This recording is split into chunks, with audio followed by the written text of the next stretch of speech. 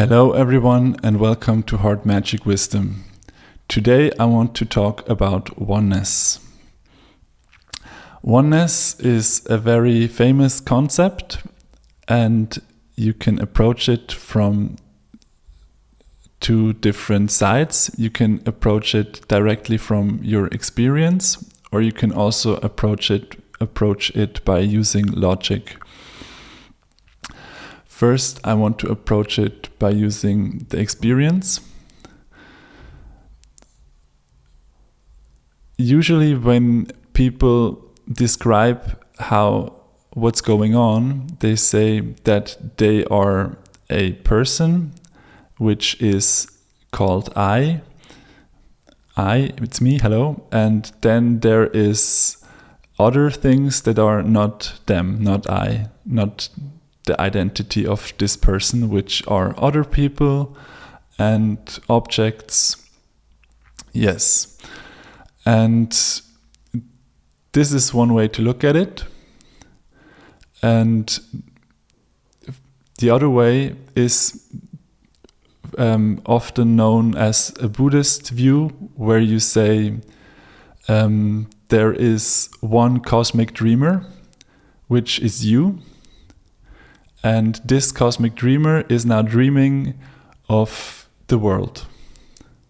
In the same way that when you go to bed at night, you are dreaming up all the characters in your dreams, and they don't really need to exist.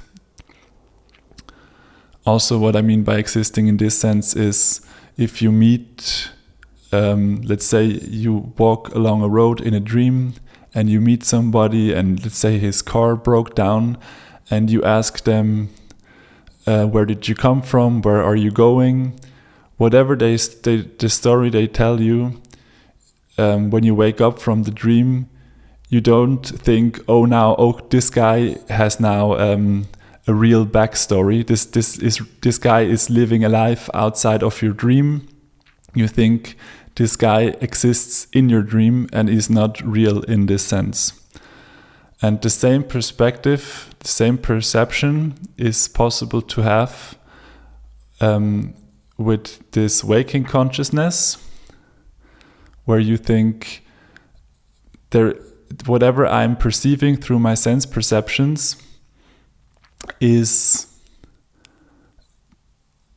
in the dream. So what's happening is a dream, a forever dream, and whatever I'm seeing is in the dream. And now because the dream has some sort of the dream is continuous. It's not like suddenly first you start from looking through the eyes of a body, and now you see something very different, like you are a dolphin, or you are now jumping out of a plane with no continuity. That's not happening for a long time, for long stretches of time. You are following your body. So now you think that because you always look from this perspective, it's now somehow glued together in your interpretation that the perception and the body are linked. But technically, it doesn't have to be this way. Technically, you could also just dream a very convincing dream.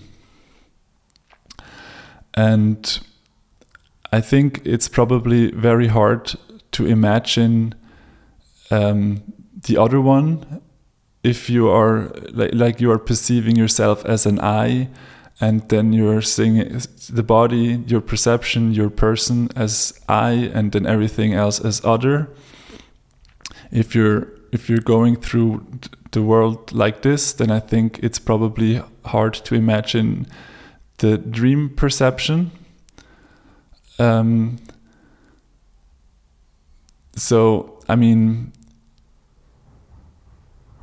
I think it's kind of hard to get there probably if you don't get this change accidentally by having an enlightenment experience.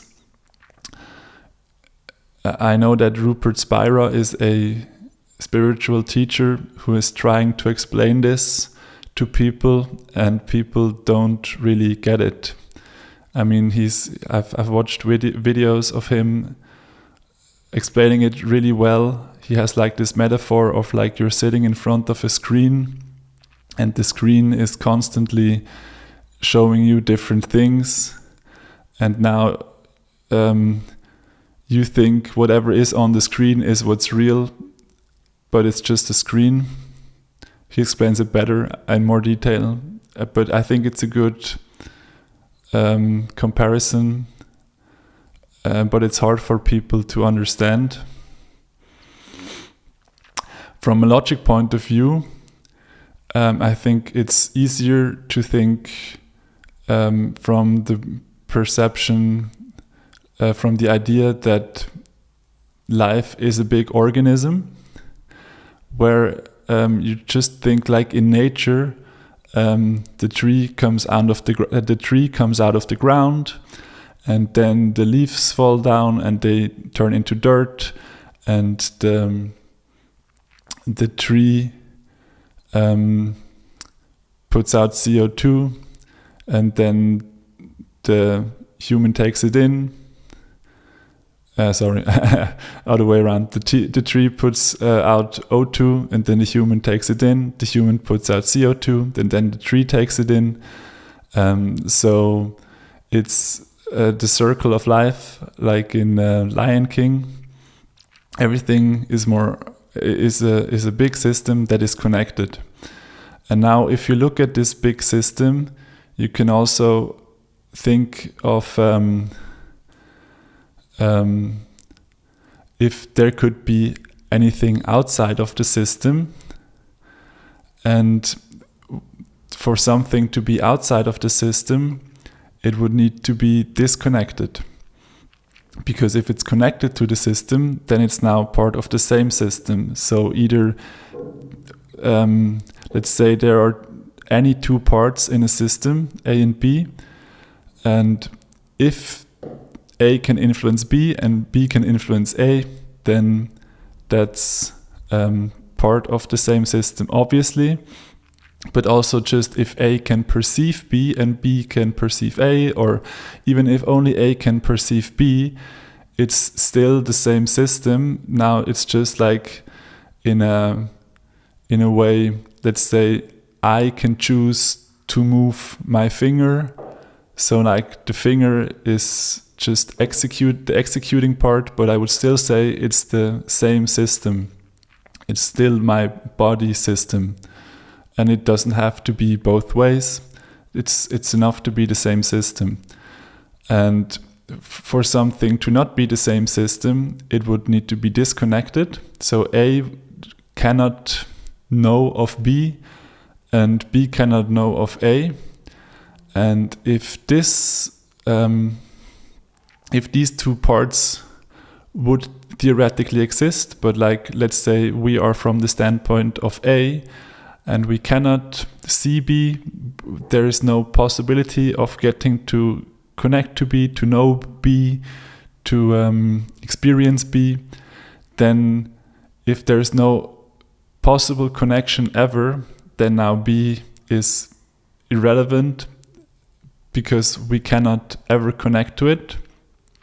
So whatever we can connect to is part of the same system. So everything that is in this one system that we can connect to, that would then be inside this term called oneness.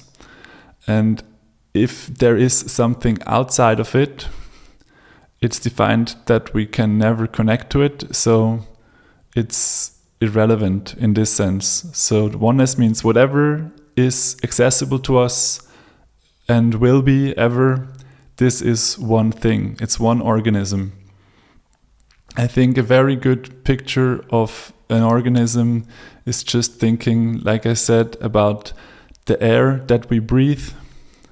And it goes in and out of many beings, but they all need each other to exist. It's a big system. Nothing is outside of the system. And it's like this not only for humans and plants and air, but for everything. It's a big system. Everything is connected. And this is the logical look at the idea of oneness. And if you want to get more into this, there is the word solipsism, which is like a philosophical term, which describes this idea, this perception. I think there are two ways to look for people to look at solipsism.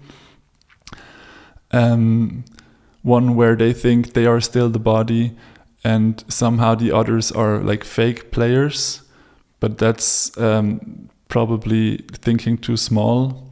I think the correct way of looking at solipsism is to think that there is one dreamer, and it's dreaming everything, including your body. And the thought that I want to end on is by using the words single player and multiplayer to look at strategies to play a game. And usually, when you play computer games, there are single player games and multiplayer games with like the obvious, I mean, I don't know if you don't know, but I will just say it. Like if you play on an old Game Boy and you play Mario, there's no other players. There are still enemies, but you know personally that they are just being computed, generated. They are not real in a sense. But when you play like Mario Kart with your friends, then you think you're playing against real players who are somehow real actors, and they are not just generated. But when you look at life, like most people do, and think it's a multiplayer game, then you play it differently than if you think it's a single player game. Because in a multiplayer game, you think that whatever the other players give you, if they think you're cool, if they give you appreciation, if they say you're the best or the worst or whatever, you interpret it like it means something. But if you are playing on like an old school console and it's not connected to the internet, and some sort of character in the game tells you, oh wow, you are the best, or oh no, you are the worst, it doesn't mean anything to you. I mean, maybe it means something to you in the sense that you have the ability to dive deep into the game, and there is a word, like when you go into a movie and you forget that it's not real. I forgot the word. But yeah, you know that it's not a real player. You interpret whatever perception you have as not a person, so you don't try to change somebody's mind, because it's just like text on a screen and you know he's not real. Like let's say a character in the game on your screen tells you, only if you save this princess, now you are a good person, and if you don't save them, you're a bad person. What does this mean to you? Are you thinking about this forever, for days? Probably not, because you categorized this information as just programmed. So these are the different ways to look at it. You look at it as a single player or a multiplayer game, and if you look at life as a single player game, you would behave very differently. You would think, okay, now I'm in a single player game forever. Now what is the best strategy? And the best strategy is to have, I think personally, good, pleasant or interesting experience. But what I think is not very important, first of all, because it's single player, also second of all, we didn't look at this, but also because it's an eternal game.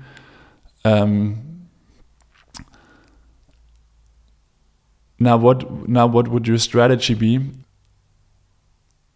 I mean, in a way, I also want to leave this open, because I think the interesting part is to think through it yourself. How would you be if it was a single player game forever with yourself?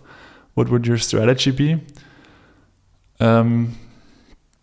Yeah, I feel like leaving this open is better. Okay, so thank you for watching, and see you soon.